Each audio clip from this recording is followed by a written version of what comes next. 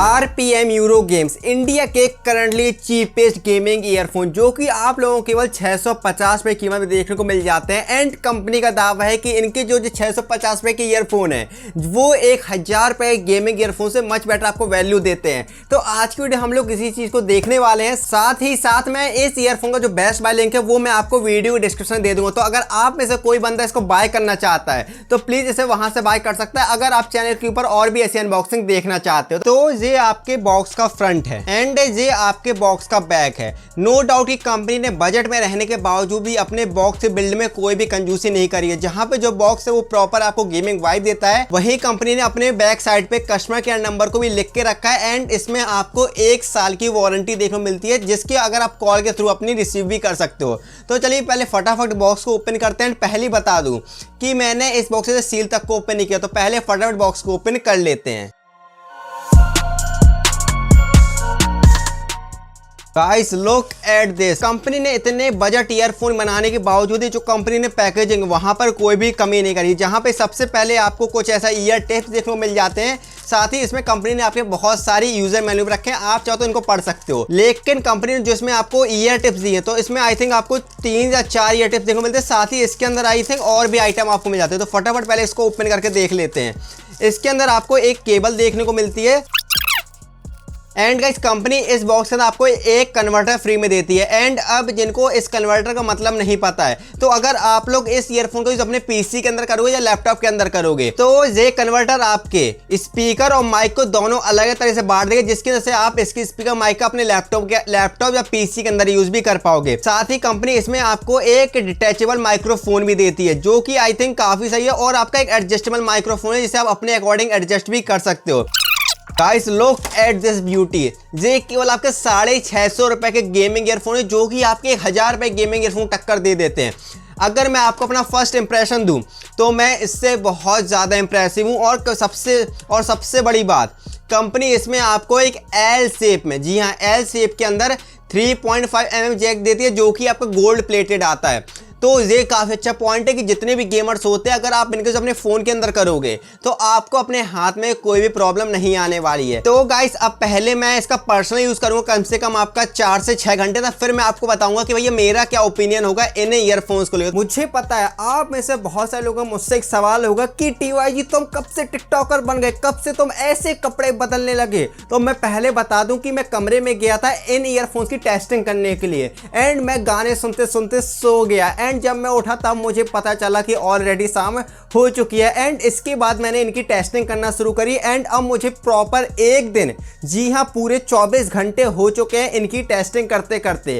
तो अब मैं आपके साथ अपना एक्सपीरियंस शेयर करूंगा कि मेरे को ये ईयरफोन कैसे लगे। एंड मैंने इनका यूज गेमिंग से लेकर म्यूजिक तक, म्यूजिक से लेकर एडिटिंग तक और ऑनलाइन क्लासेस तक कर रखा है। तो मैं आपको एक इजिली वे बता पाऊंगा कि क्या आपको इनको बाय करना चाहिए या फिर नहीं करना चाहिए। तो चलिए फिर शुरुआत करते हैं इसकी डिजाइन के साथ। एंड मुझे जो चीज के डिजाइन में सबसे ज्यादा पसंद आई है वो है इसका एल शेप 3.5 mm जैक, क्योंकि मैंने आज से पहले कभी भी किसी ईयरफोन के अंदर एल शेप वाले जैक का यूज नहीं किया था। एंड जब भी मैं अपने फोन के अंदर किसी भी ईयरफोन का यूज करता हूं तो मुझे सबसे प्रॉब्लम अपने हाथ के इस वाले पार्ट में आती है, क्योंकि मैं अपने फोन को कंफर्टेबल पकड़ नहीं पाता हूं। एंड मुझे इन वाले ईयरफोन्स में ऐसी कोई भी प्रॉब्लम फेस नहीं करनी पड़ी। एंड साथ ही साथ कंपनी ने इसमें जो आपको कलर कॉम्बिनेशन दिया है ब्लू और ब्लैक का, साथ ही इसमें आपको एक और कलर मिलता है जो कि आपका रेड और ब्लैक, दोनों ही प्रॉपर आपको गेमिंग वाइब देते हैं। एंड काफी बार तो फील आता है जैसे कंपनी ने बड़े हेडफोन आते हैं उन्हीं को एक छोटा रूप दे दिया है एंड दिखने में ना बहुत अमेजिंग लगते हैं। एंड जैसे ही आप लोग ईयरफोन के मिडिल वाले पार्ट में आते हो तो वहां पे आपको एक कंट्रोलर देखने को मिलता है, जहां पे आपको एक बटन और एक स्लाइडर देखने को मिलता है। बटन से सिंपली आप अपनी कॉल को रिसीव कर सकते हो, साथ ही आप अपने म्यूजिक को प्ले और पॉज कर सकते हो। लेकिन जो आपका स्लाइडर है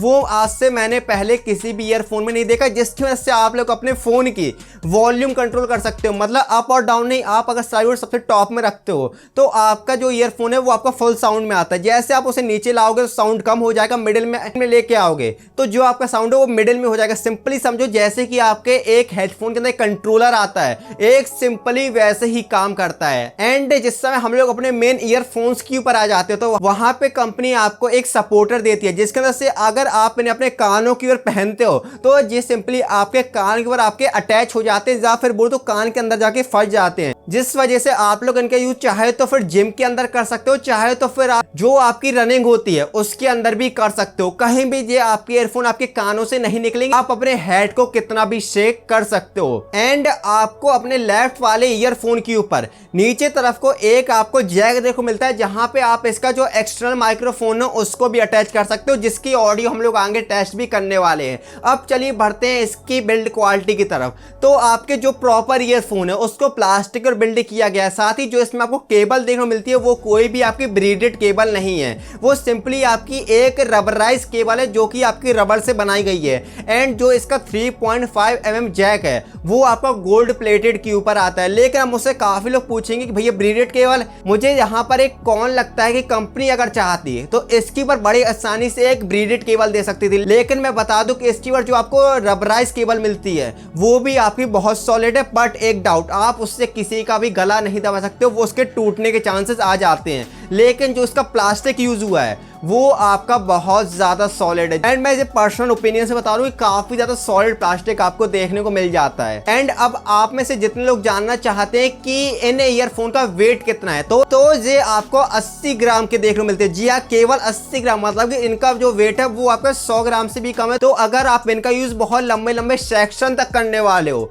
तो भैया बता दूं कि आपको कोई भी प्रॉब्लम फेस नहीं करनी पड़ेगी। अब चलिए बात करते हैं इसकी स्पेसिफिकेशन के बारे में। तो इसके अंदर आपको 10 mm के डुअल ड्राइवर देखने को मिलते हैं। एंड अब आप में से जितने लोगों को नहीं पता है कि डुअल ड्राइवर होते क्या हैं, तो पहले मैं उनको डुअल ड्राइवर एक्सप्लेन कर देता हूं। तो आप लोग सिंपली समझो कि जो आपके नॉर्मल ईयरफोन आते हैं उसके अंदर आपको सिंगल ड्राइव, मतलब कि आपको एक सिंगल स्पीकर देखने को मिलता है जो कि आपका बेस और ट्रेबल दोनों के लिए अकेला रिस्पॉन्सिबल होता है। लेकिन जो आपके डुअल ड्राइवर होते हैं उसमें कंपनी आपके ट्रेबल के लिए एक अलग स्पीकर और बेस के लिए एक अलग स्पीकर यूज करती है, जिस वजह से जो आपकी साउंड क्वालिटी होती है और साथ ही जो इनका बेस होता है उसमें बहुत ज्यादा इंप्रूवमेंट आ जाती है। एंड इसी रीजन से इनका जो साउंड है ना वो गेमिंग और म्यूजिक दोनों के अंदर ही बहुत सॉलिड निकल के आता है। एंड अब आप में से जितने लोग इसके केबल के बारे में जानना चाहते हो तो इसके अंदर आपको 1.2 मीटर की केबल देखने मिलती है जो कि आपके फोन के लिए मोर देन इनफ हो जाती है। एंड अब आप में से जितने पीसी वाले बंदे हो